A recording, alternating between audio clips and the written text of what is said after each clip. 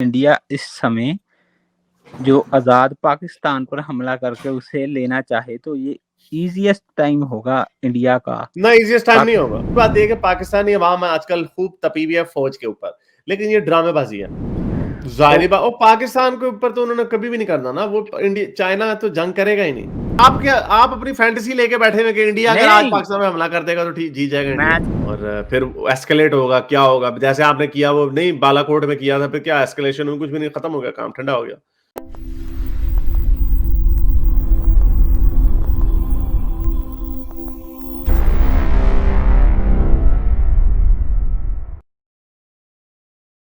हाँ जी, new atheist, क्या कहना चाहेंगे? हाँ जी सर, कैसे हो आप? बिल्कुल ठीक से, क्या कहना चाहेंगे? बस ठीक सर, मैं आपको आप मुझे तो पता है आप नज़र रखते हो पूरे पाकिस्तान के।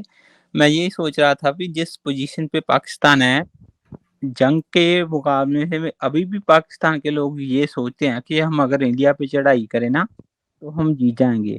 बट अगर ये देखा जाए तो अगर इंडिया इस समय जो आज़ाद पाकिस्तान पर हमला करके उसे लेना चाहे तो ये ईज़ीएस्ट टाइम होगा इंडिया का। ना इजिएस्ट टाइम नहीं होगा।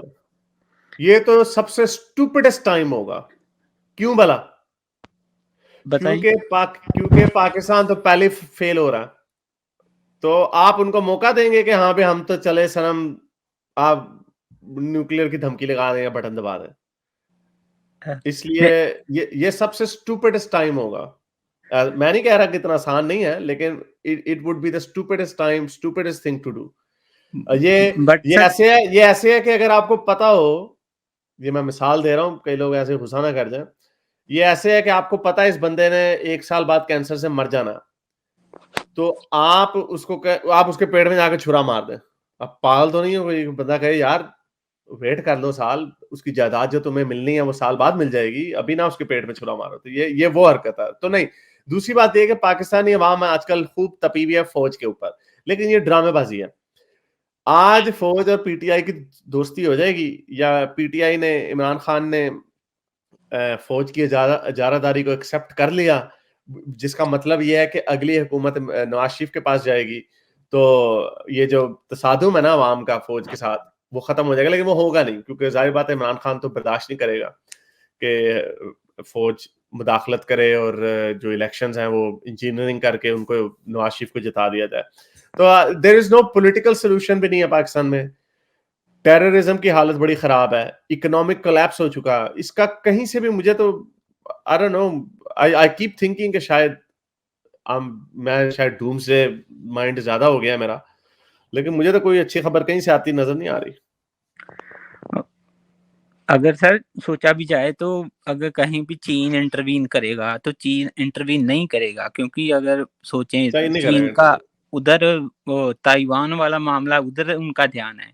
अगर नहीं नहीं, लड़ाई लगी चाइना नहीं करेगा इंटरव्यू, कभी भी हाँ, नहीं करेगा लड़ाई लगी चाइना। तो चाइना दोनों फ्रंट पे नज़र नहीं रख सकता, और इंडिया को पता है कि अगर चाइना इधर आएगा तो ताइवान का ध्यान नहीं रखेगा, तो वो ताइवान उनके लिए ज़्यादा इम्पोर्टेंट है। पाकिस्तान इतना उनकी पहले इम्पोर्टेंस नहीं आती पाकिस्तान के लिए, पहले वो ताइवान को ही रखेंगे ऊपर।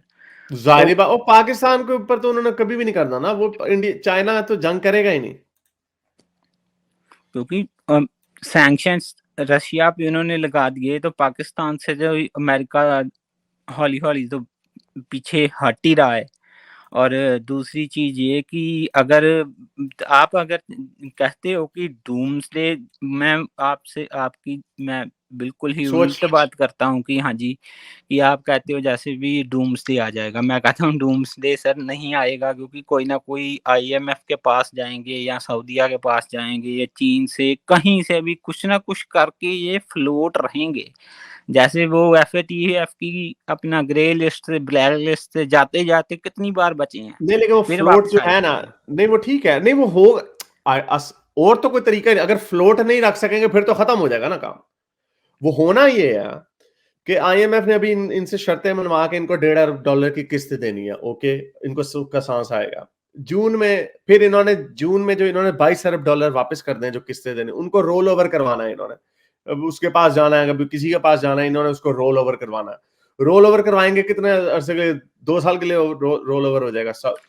जो सर वो तो उससे रोल ओवर बच जाएगा, लेकिन मजीद तो जो डेफिसिट है वो तो फिर भी रहेगा ही। तो ये सिर्फ इसको रोल ओवर कर रहे हैं नहीं, और सर, इनकी रशिया इनके जैसे नहीं पड़ रहा है। लड़ाई जैसे लगी हुई है रशिया में, आपको भी पता है सर, जंगें बड़ी महँगी होती हैं, तो रशिया इनको रोल ओवर कर देगा? आपको क्या लगता है?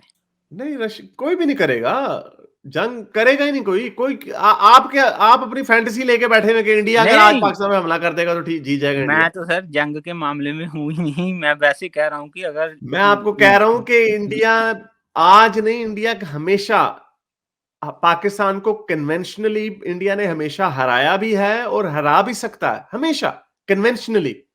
जो पाकिस्तान और इंडिया का जो प्रॉब्लम है और जो पाकिस्तान जो समझता है, पाकिस्तान की कन्वेंशनल पावर मैटर नहीं करती, जो न्यूक्लियर डिटरेंस है वो उनकी पॉलिसी है। उनकी पाकिस्तान की नो फर्स्ट स्ट्राइक पॉलिसी नहीं है, पाकिस्तान की फर्स्ट स्ट्राइक पॉलिसी है हाँ, कि सर मैं अगर हम, हाँ, कि जी, जी। अगर कोई भी पाकिस्तान पे हमला करता है, वो कोई से मुराद उनका इंडिया ही है, तो पाकिस्तान न्यूक्लियर का बटन दबा सकता है। ये पाकिस्तान की डॉक्ट्रिन का हिस्सा।